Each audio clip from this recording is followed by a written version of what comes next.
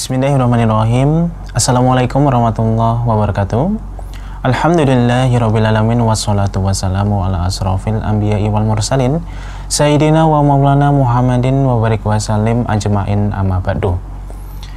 Baik Bapak pemirsa dan pendengar dari Rumaiso TV dan juga Radio DS, kembali lagi bersama kami di program live kajian bersama Ustadz Muhammad Abdul Tuasikal, yang mana di kesempatan siang menjelang sore hari ini kembali kita akan membahas pembahasan dari kitab Syama'il Muhammadiyah karya Imam Tirmizi, yang mana di kesempatan kali ini akan membawakan tema mimpi bertemu Rasulullah SAW.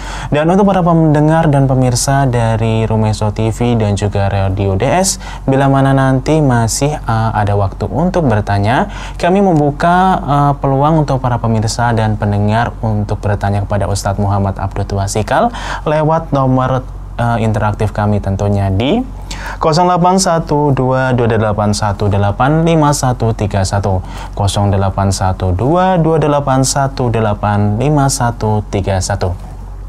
Dan baiklah para pemirsa dan pendengar dari Rumaiso TV dan juga Radio DS, berhubung Ustadz sudah berada di studio dari Radio Darussholihin, langsung saja kami hadirkan untuk Anda live kajian bersama Ustadz Muhammad Abdul Tuasikal. Dan kepada pemirsa dan pendengar dari Rumaiso TV dan juga Radio DS, kami ucapkan selamat menyaksikan, dan kepada Ustadz kami persilakan.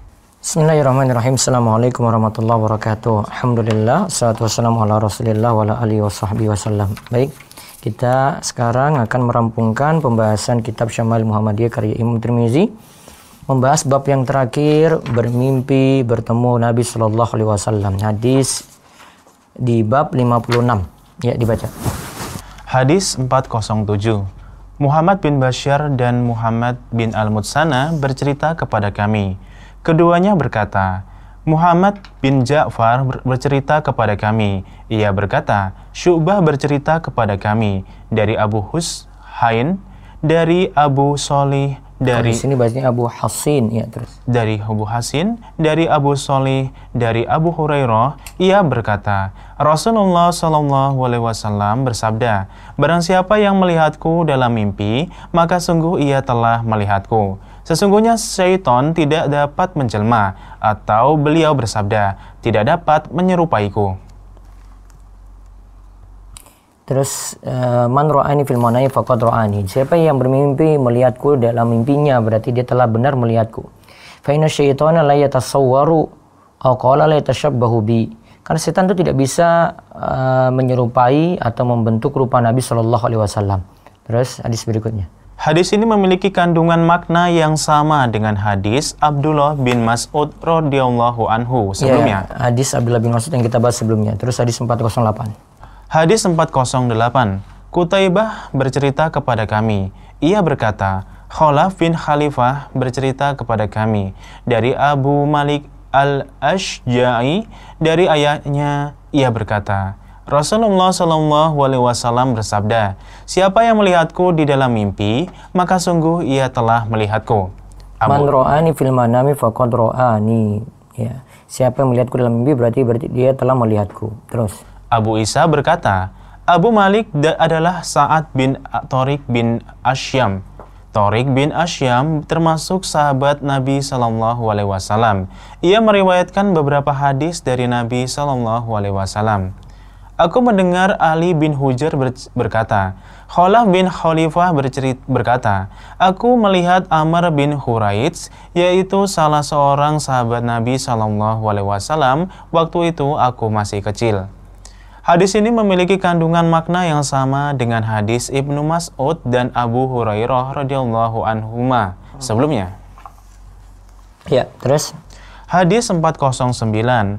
Qutaibah bin Sa'id bercerita kepada kami. Ia berkata, Abdul Wahid bin Ziyad bercerita kepada kami dari Ashim bin Kulaib. Ia berkata, ayahku bercerita kepadaku bahwa ia mendengar Abu Hurairah radhiyallahu anhu berkata, Rasulullah SAW bersabda, man ra'ani fil manami faqad ra'ani fa inna syaitana la yatamatsaluni. Barang siapa yang melihatku di dalam mimpi, maka sungguh ia telah melihatku. Sesungguhnya syaitan tidak dapat menyerupaiku. Ayahku berkata, Aku ceritakan hal tersebut kepada Ibnu Abbas. Aku berkata kepadanya, sungguh aku telah melihat Nabi SAW dan aku mengingat Al-Hasan bin Ali. Aku katakan kepada Ibnu Abbas, aku menyerupakan Nabi SAW dengan Al-Hasan. Ibnu Hasan berkata, sesungguhnya Al-Hasan menyerupai Nabi SAW. Ibnu Abbas berkata, sesungguhnya Al-Hasan menyerupai Nabi SAW. Jadi yang menyerupai Nabi SAW di sini dikatakan sini ada Al-Hasan cucu beliau. Terus sabda Nabi SAW, sesungguhnya syaitan tidak dapat menyerupaiku. Maksudnya menyerupai Nabi SAW dengan ciri-ciri fisik yang sudah dikenal yang diceritakan oleh para sahabat yang mulia radhiyallahu anhum. Ya, terus. Kulaib ayah Hashim berkata, aku menceritakan hal tersebut kepada Ibnu Abbas. Aku berkata kepadanya, sungguh aku telah melihat Nabi SAW. Maksudnya aku melihat Nabi SAW di dalam mimpi. Dan aku mengingat Al-Hasan bin Ali. Maksudnya ketika aku melihat Nabi SAW di dalam mimpi, maka ciri-ciri fisik beliau SAW mengingatkanku pada ciri-ciri Al-Hasan bin Ali. Ciri-ciri fisik Nabi SAW yang dilihat di dalam mimpi sangat mirip dengan ciri-ciri Al-Hasan bin Ali radhiyallahu anhuma. Ibnu Abbas berkata, sesungguhnya Al-Hasan menyerupai Nabi SAW. Ini adalah bukti dari masalah yang sudah ditetapkan sebelumnya, yaitu perhatian para sahabat radhiyallahu anhum dalam masalah ini dan bagaimana mereka memastikan kebenaran cerita orang yang melihat Nabi SAW dalam mimpi. Apakah orang itu melihat Nabi SAW dengan ciri-ciri yang sudah dikenal atau tidak? Jika dalam mimpi Nabi SAW sesuai dengan ciri-ciri yang sudah dikenal, maka sungguh orang itu telah bermimpi melihat Nabi SAW. Karena syaitan tidak dapat menyerupai Nabi SAW, dan jika orang yang di dalam mimpi itu ciri-ciri tidak sama dengan ciri-ciri Nabi SAW, maka itu bukan Nabi, meskipun orang yang dilihat di dalam mimpi itu berkata, aku adalah Nabi. Ya. Hadis 410. Muhammad bin Bashar bercerita kepada kami, ia berkata, Ibnu Abi Adi dan Muhammad bin Ja'far bercerita kepada kami. Keduanya berkata, Auf bin Abi Jamilah bercerita kepada kami dari Yazid Al-Farisi, ia biasa menulis mushaf Al-Quran.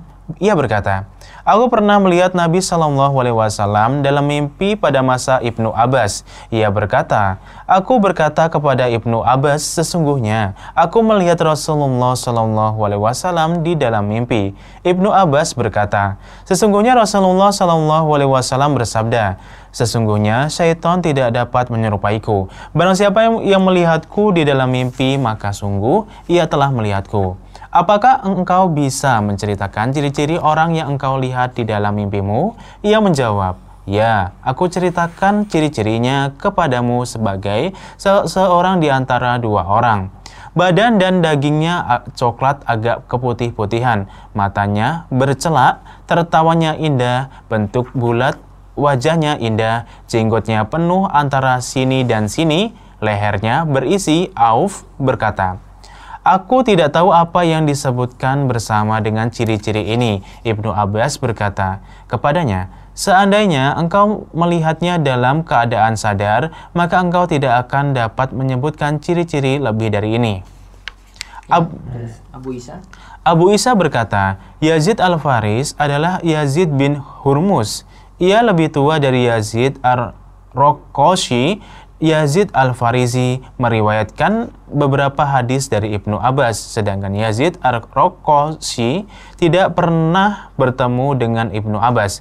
Ia adalah Yazid bin Aban Ar-Rokoshi. Ia meriwayatkan dari Anas bin Malik. Baik Yazid Al-Farizi maupun Yazid Ar-Rokoshi sama-sama penduduk Basrah, sedangkan Auf bin Abi Jamilah adalah Auf Al-Arabi. Ya, terus. Perkataan Ibnu Abbas, apakah engkau bisa menceritakan ciri-ciri orang yang engkau lihat di dalam mimpimu? Ibnu Abbas ingin meneliti ciri-cirinya. Jika ciri-ciri sesuai dengan ciri-ciri Nabi Shallallahu Alaihi Wasallam, maka sesungguhnya Yazid Al-Farisi telah melihat Nabi Shallallahu Alaihi Wasallam, karena syaitan tidak dapat menyerupai beliau. Dan jika ciri-ciri orang yang dilihat dalam mimpi tersebut bukan ciri-ciri Nabi Shallallahu Alaihi Wasallam, maka Yazid tidak melihat Nabi Shallallahu Alaihi Wasallam. Ya, terus. Yazid berkata, aku ceritakan ciri-cirinya kepadamu sebagai seseorang di antara dua orang. Maksudnya beliau tingginya pertengahan, tidak sangat tinggi dan juga tidak pendek. Badan dan dagingnya coklat agak keputih-putihan, tidak putih albino, tapi putihnya itu bercampur kemerah-merahan. Matanya bercelak. Maksudnya kelopak matanya sedikit berwarna coklat, seakan-akan ia menggunakan celak, padahal ia tidak bercelak. Tertawanya indah.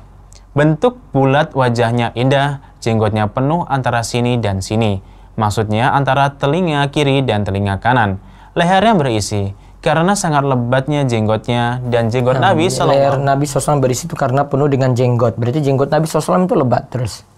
Lehernya berisi karena sangat lebat jenggotnya, dan jenggot Nabi Shallallahu Alaihi Wasallam memang lebat. Sampai-sampai para sahabat mengetahui bahwa Nabi Shallallahu Alaihi Wasallam membaca Al-Quran di dalam sholat-sholat sir yang bacaannya tidak dikeraskan dari gerakan jenggotnya. Padahal mereka sedang berdiri di dalam shaf di belakang beliau Shallallahu Alaihi Wasallam. Jadi Nabi SAW itu baca terus ini jenggotnya gerak. Dan sahabat tahu seperti itu keadaan dari belakang, mereka tahu. Dan di sini juga jadi dalil kalau membaca itu tidak cukup hanya ya, dalam batin. Karena sini Nabi SAW jenggotnya gerak berarti mulutnya gerak. Berarti minimal yang kami sering sebut mulutnya komat kamit kalau mau disebut membaca Al-Quran. Ya, terus. Auf berkata, yaitu Ibnu Jamilah, perawi setelah Yazid. Aku tidak tahu apa yang disebutkan bersama dengan ciri-ciri ini. Maksudnya, ciri-ciri lainnya yang disebutkan oleh Yazid. Bisa jadi ia tidak menghafalnya kecuali yang ini saja. Ibnu Abbas berkata kepadanya, seandainya engkau melihatnya dalam keadaan sadar, maka engkau tidak akan dapat menyebutkan ciri-cirinya lebih dari ini. Maksudnya bahwa ciri-ciri orang yang engkau lihat dalam mimpimu sama persis dengan ciri-ciri Nabi Shallallahu Alaihi Wasallam. Seandainya engkau melihat Nabi Shallallahu Alaihi Wasallam dalam keadaan terjaga, sadar, dan engkau menyebutkan ciri-cirinya, maka engkau tidak akan menambahinya lagi. Abu Isa berkata, Yazid Al-Farisi, yaitu orang yang melihat Nabi SAW dalam mimpinya, Yazid bin Hurmus, ia menjadikan keduanya sama. Akan tetapi para ulama menyadari bahwa Yazid Al-Farisi itu bukan Yazid bin Hurmus. Disebutkan dalam kitab Al-Jarh wa Ta'dil, Al-Jarh wa Ta'dil, karya Ibnu Hatim, bahwa ia karya Ibnu Abi Hatim, karya Ibnu Abi Hatim, bahwa ia menyatakan, aku mendengar ayahku berkata, Yazid bin Hurmus ini bukan Yazid Al-Farisi, ia berbeda. Ya, terus hadis 411. Hadis 411. Abu Dawud As-Sulaimani bin Salam Al-Bakhi bercerita kepada kami. Al-Balkhi bercerita kepada kami.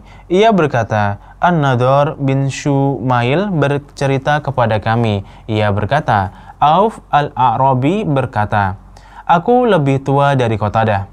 Ini adalah biografi Auf bin Abi Jamilah Al-A'rabi yang disebutkan dalam riwayat di atas.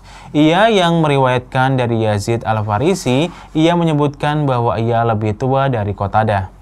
Ya, terus. Hadis 412. Abdullah bin Abi Ziyad bercerita kepada kami. Ia berkata, Yakub bin Ibrahim bin Sa'ad bercerita kepada kami. Ia berkata, keponakanku Ibnu Syihab Az-Zuhri bercerita kepada kami. Dari pamannya, ia berkata, Abu Salamah berkata, Abu Qatadah berkata, Rasulullah Shallallahu Alaihi Wasallam bersabda, barang siapa yang melihatku, yakni dalam mimpinya, maka sungguh ia telah benar-benar melihatku. Hadis ini semakna dengan hadis-hadis sebelumnya. Ya, terus Hadis 413. Abdullah bin Abdurrahman Ad-Darimi bercerita kepada kami. Ia berkata, Mu'alla bin Asad bercerita kepada kami. Ia berkata, Abdul Aziz bin Al-Mukhtar bercerita kepada kami. Ia berkata, Sabit bercerita kepada kami dari Anas bahwa Rasulullah SAW bersabda, barang siapa yang melihat Man ra'ani fil manami faqad ra'ani fa inna syaitana la yatakhayyalu bi wa qala wa ru'yal mu'min juz'un min 46 juz'an minan nubuwah. Barang siapa yang melihatku di dalam mimpi, maka sungguh ia telah melihatku. Sesungguhnya syaitan tidak dapat menyerupaiku. Beliau sallallahu alaihi wasallam juga bersabda, mimpi orang beriman itu adalah salah satu dari 46 bagian kenabian. Sabda Nabi sallallahu alaihi wasallam, sesungguhnya syaitan tidak dapat menyerupaiku. Maksudnya tidak dapat menjelma dengan mirip denganku atau makna yang sama. Sabda Nabi Shallallahu Alaihi Wasallam, mimpi orang beriman itu adalah salah satu dari 46 bagian kenabian. Ini adalah keutamaan mimpi yang Allah jadikan kemuliaan bagi hambanya yang beriman, yaitu sebagai mubasyirat, kabar gembira. Hadis 414. Muhammad bin Ali bercerita kepada kami. Ia berkata, aku mendengar ayahku berkata, Abdullah bin Al-Mubarak berkata, jika kamu Izabtulita bil qada'i fa'alaika bil asari. Jika kamu mendapat ujian dengan diangkat menjadi hakim pengadilan, maka berpegang teguhlah dengan atsar. Maksudnya, jika kamu dijadikan sebagai hakim pengadilan, maka berpeganglah dengan atsar. Yang dimaksud dengan atsar adalah apa saja yang diriwayatkan dari Nabi Shallallahu Alaihi Wasallam dan dari para sahabatnya yang mulia dengan sanad yang sahih. Penulis rahimahullah ingin menjelaskan kedudukan atsar dan riwayatnya yang bersanad. Dan yang menjadi kewajiban bagi orang yang ingin memperbaiki agamanya, akidahnya, ibadahnya, dan cara bersikirnya kepada Allah, maka hendaknya ia berhubungan dengan atsar. Agama Nabi Shallallahu Alaihi Wasallam adalah atsar yang diriwayatkan dengan sanad-sanad di dalam kitab-kitab sunnah dan karya-karya yang dijadikan panduan yang sudah dikenal. Ya, terus hadis 415. Hadis 415. Muhammad bin Ali bercerita kepada kami. Ia berkata, An-Nadir bin Shumail bercerita kepada kami. Ia berkata, Ibnu Auf bercerita kepada kami. Dari Ibnu Sirin, ia berkata, hadis ini adalah agama. Silakan lihat dari mana kalian mengambil agama kalian. Ya. Hadzal hadisu dinun fanzuru amman ta'khuduna dinakum. Penulis rahimahullah menutup bab ini dengan asar dari Muhammad bin Sirin ini, di mana ia berkata, hadis ini adalah agama. Maksudnya, hadis yang disambung dan disandarkan kepada Nabi Shallallahu Alaihi Wasallam adalah agama. Silakan lihat dari mana kalian mengambil agama kalian. Abdullah bin Al-Mubarak berkata, sanad adalah bagian dari agama. Seandainya bukan karena sanad, maka siapa saja bisa berkata semaunya. Tidak semua orang yang meriwayatkan hadis, riwayatnya dapat diterima. Akan tetapi perawinya harus dipastikan bersifat adil, baik agamanya, dan dobit, kuat hafalannya. Ya, terus.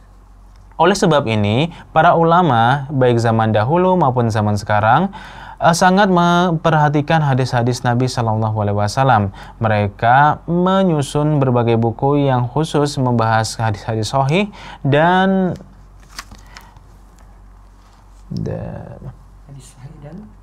buku yang khusus membahas hadis-hadis doif, buku yang khusus membahas hadis-hadis palsu dan yang tidak boleh diriwayatkan, diceritakan kecuali untuk menjelaskan keadaannya.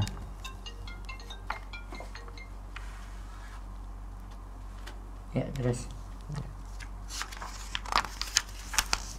Dan penulis rahimahullah menutup kitabnya dengan dua atsar ini untuk mengingatkan bahwa setiap muslim dalam mempelajari syama'il atau masalah-masalah agama yang lainnya, maka ia wajib memperhatikan atsar yang sahih, yaitu hadis-hadis yang tersambung kepada Nabi Shallallahu Alaihi Wasallam atau kepada para sahabatnya.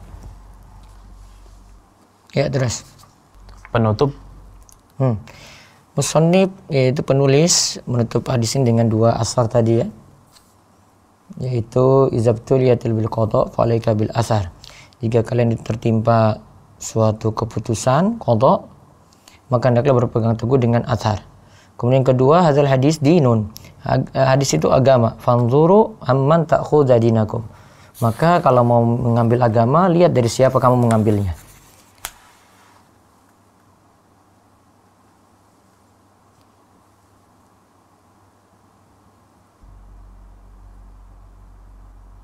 Ya, terus sekarang penutup.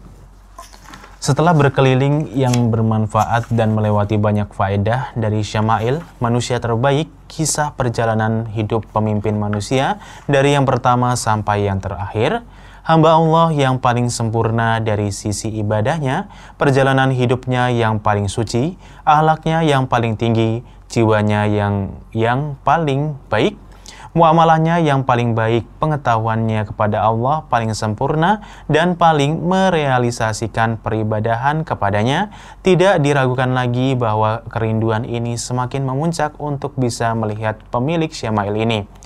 Dia adalah orang yang memiliki kekhususan sifat-sifat yang paling indah, dan keadaannya yang indah yang menampakkan keindahan. Kehidupan yang bersinar dari sifat-sifatnya yang tinggi, salawat dan salam senantiasa tercurahkan kepadanya. Sebagaimana disebutkan dalam hadis sahih yang terdapat di dalam Sahih Muslim. Dari Abu Hurairah bahwa Nabi SAW bersabda, Min asyaddi ummati li hubban nasun yakununa ba'di yawaddu ahaduhum law ra'ani bi ahli wa malihi. Di antara umatku yang paling mencintaiku adalah beberapa orang yang hidup sepeninggalku. Salah seorang di antara mereka sangat ingin melihatku dengan keluarga dan hartanya. Maksudnya, ia mengorbankan keluarga dan hartanya untuk berusaha dapat melihat Nabi SAW karena sangat rindunya dan sangat besarnya semangatnya untuk hal itu. Dan tidak diragukan lagi bahwa seseorang muslim selayaknya memiliki hasrat seperti ini dalam hatinya. Di dalam hatinya harus ia tanamkan kerinduan untuk bisa melihat Nabi SAW dan berkumpul dengan beliau di surga yang penuh kenikmatan. Ini bukan sekedar angan-angan belaka atau sekedar omongan yang batil dalam masalah ini, sebagaimana yang beredar di kalangan penganut tarekat yang sesat, di mana mereka mengklaim beberapa klaim yang palsu, yang tidak ada asal-usul dan dasarnya sama sekali. Itu semua menggiring mereka menuju berbagai khurafat, khayalan, bid'ah, dan kesesatan. Jadi karena salah jalan dalam mengimani masalah syama'il ini, ada yang terjerumus pada kesesatan seperti ahli-ahli tarekat. Terus, dan yang wajib adalah seseorang menjadikan rasa rindu ini sebagai cambuk yang mendorongnya untuk meneladani dan mengikuti metode beragama Nabi SAW. Banyak menyebutnya, mengingatnya, membaca hadis-hadisnya, dan bersolawat dan salam kepadanya. Oleh sebab ini, ketika salah seorang sahabat bertanya kepada beliau SAW, "Wahai Rasulullah, aku meminta agar bisa menemanimu di surga." Beliau menjawab, "Bantulah aku untuk dirimu sendiri dengan cara banyak melakukan sujud, sholat sunnah." Ya, terus. Maksudnya, engkau wajib melakukan ketaatan kepada Allah dan selalu beribadah kepadanya. Masalah ini bukan sekedar angan-angan belaka, karena keimanan itu bukan dengan angan-angan, tetapi keimanan itu dengan menetapkan di dalam hati dan melakukan amalan yang sesuai dengannya. Terus. Ibnul Qayyim dalam bukunya Al-Jala'ul Afham menyatakan seorang hamba jika sering menyebut orang yang ia cintai, menghadirkannya, membayangkannya di dalam hatinya, menghadirkan keindahan-keindahan dan hal-hal yang mendorong untuk mencintainya, maka kecintaannya akan berlipat ganda dan rasa rindunya kepadanya akan bertambah. Kekasih itu akan menguasai hatinya. Jika ia enggan untuk menyebut sang kekasih dan tidak mau menghadirkan keindahan-keindahan di dalam hatinya, maka rasa cintanya yang ada dalam hatinya akan berkurang atau pudar. Dan tidak ada yang membuat pandangan seseorang yang sedang jatuh cinta kecuali hanya melihat sang kekasih. Tidak ada yang membuat hatinya tenang kecuali menyebut keindahan-keindahan kekasih. Jika hal ini menguat di dalam hatinya, maka lisannya akan otomatis memujinya, menyanjungnya, dan menyebutkan keindahan-keindahannya. Naik turunnya hal tersebut tergantung dari bertambah atau berkurangnya kecintaan di dalam hatinya. Mengingat Nabi Muhammad SAW adalah dengan cara mengingat kedudukannya dan syama'ilnya yang mulia, sifatnya yang terpuji, akhlak dan adabnya, petunjuknya, sunnahnya, dan perjalanan hidupnya. Hal ini agar hatinya semakin cinta kepadanya dan seorang hamba semakin semangat untuk mengikutinya dan berjalan di atas jalannya. Seorang hamba dalam hal masalah ini atau yang lainnya wajib berpanduan pada hadis-hadis yang sahih yang bersumber dari Nabi SAW. Ia wajib mengikuti metode para sahabat yang mulia, yaitu orang-orang yang baik agamanya, yang penuh dengan kebaikan, sehingga ia mengikuti mereka dalam mensifati Nabi SAW dan tidak melampaui batas dan berlebih-lebihan. Tidak bersikap overdosis atau underdosis, akan tetapi overdosis atau underdosis, ya. Akan tetapi dalam masalah ini ia bersikap pertengahan dan baik. benar. Lompat ke terus ini apa yang disebutkan ini penyimpangan-penyimpangan yang dilakukan oleh kaum tarekat, ya.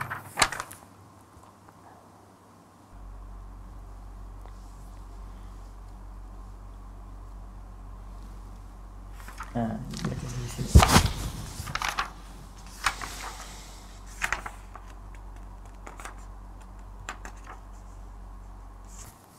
ya, tidak boleh underdosis. Tidak underdosis atau overdosis. Tidak boleh underdosis terhadap hak-hak Nabi SAW. Beliau adalah hamba Allah yang paling mulia dan paling utama. Beliau adalah pemimpin umat manusia dan teladan bagi mereka. Hak beliau SAW terhadap umat ini adalah hak yang sangat agung. Tidak boleh berlebih-lebihan di dalam menunaikan hak beliau, karena berlebih-lebihan itu adalah jalan yang berbahaya dan tercela. Bagi seorang hamba, bersamaan dengan rasa cintanya yang besar di dalam hatinya, ambisinya, atau mendapat kebaikan dan keinginannya untuk menggapai semua itu, hendaknya ia mengikuti sunnah dan sesuai dengan petunjuk Nabi SAW. Jangan sampai semangatnya itu mendorongnya untuk menyimpang ke salah satu dari penyelewengan, hawa nafsu, dan bid'ah-bid'ah yang diada-adakan. Dan telah disebutkan dalam kitab Sahih Muslim dari Abu Hurairah, ia berkata, Rasulullah SAW bersabda kepada para sahabat, "Wallazi nafsu Muhammadin fi yadi, la ya'tiyanna ala ahadikum yaumun wa la yarani, summa la ayyarani ahabbu ilaihi man min ahli wa mali ma'ahum." Terus. Demi Rob yang jiwa Muhammad ada di tangannya, pasti akan tiba suatu hari nanti kepada seorang di antara kalian yang ia tidak akan melihatku. Kemudian ia dapat melihatku lebih ia cintai daripada keluarganya dan hartanya. Imam An-Nawawi memberikan catatan yang sangat bermanfaat tentang hadis ini. Maksud dari hadis ini adalah dorongan kepada mereka agar selalu hadir di majelis beliau yang mulia. Melihat beliau SAW, baik ketika tidak safar maupun ketika safar, agar dapat beradab dan dengan adab beliau. Mempelajari syariat-syariatnya, menghafalkan dan menyampaikannya. Dan beliau SAW memberitahu mereka bahwa mereka akan menyesal ketika mereka tidak sungguh-sungguh ketika bersama beliau. Beliau baik melihat beliau atau bersama beliau SAW.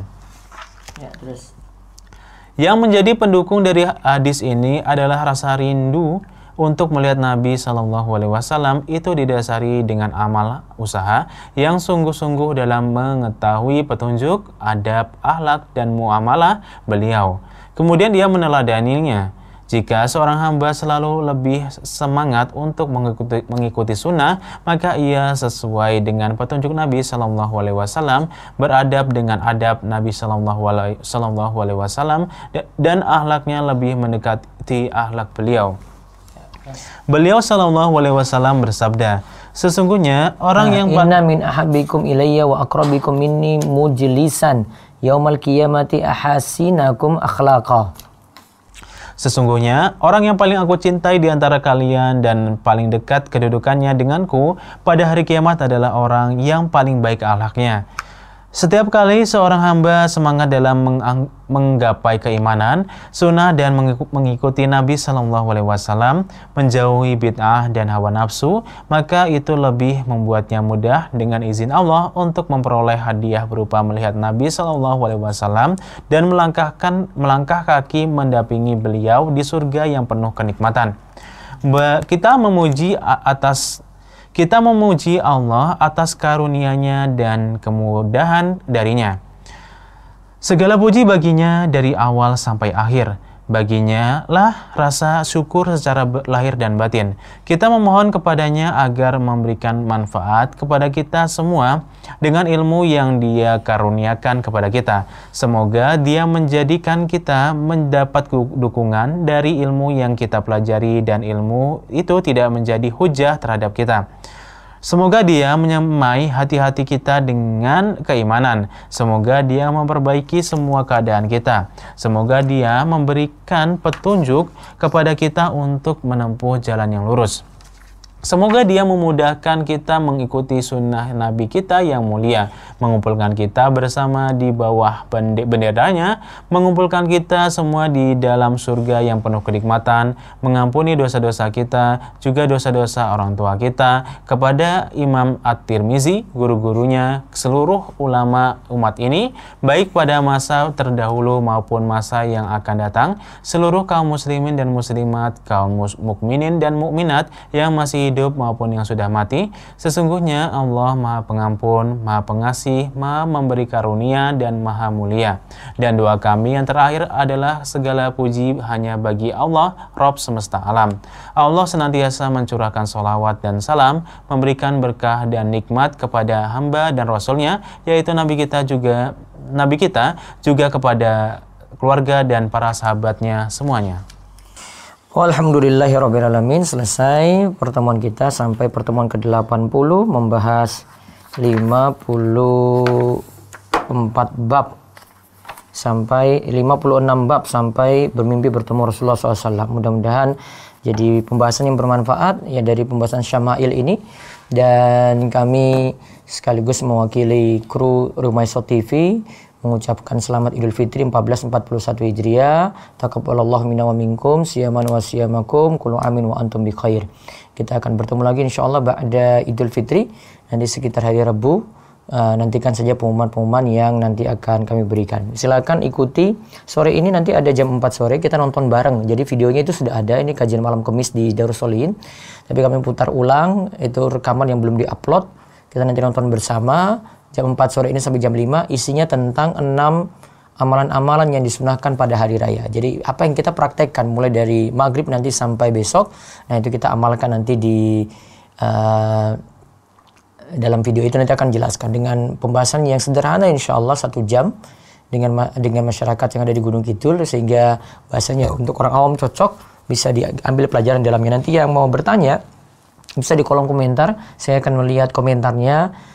Jam 4 nanti Anda siap pertanyaan tersebut yang kaitannya dengan materi, kalau bisa kemudian nanti saya akan jawab di kolom komentar. Ya demikian kita cukupkan, mudah-mudahan bawa manfaat.